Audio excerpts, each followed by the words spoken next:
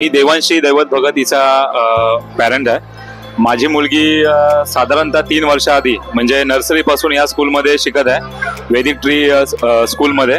माझा अनुभव असा आहे की जेव्हा मी फर्स्ट टाइम म्हणजे नर्सरीला या ठिकाणी ॲडमिशन घेतलं माझ्या मुलीसाठी, आणि तेव्हा आणि आतापर्यंतचा तिचा जो काही सर्वांगीण विकास झालेला आहे, त्या विकासामध्ये नक्कीच वैदिक ट्री स्कूलचा हातभार आहे।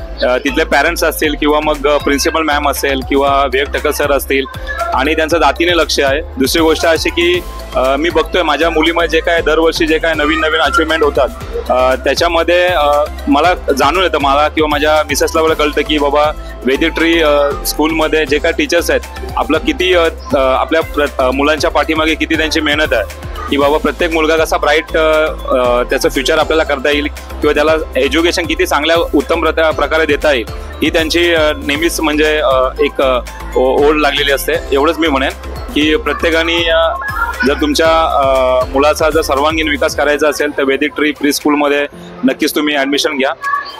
थँक्यू।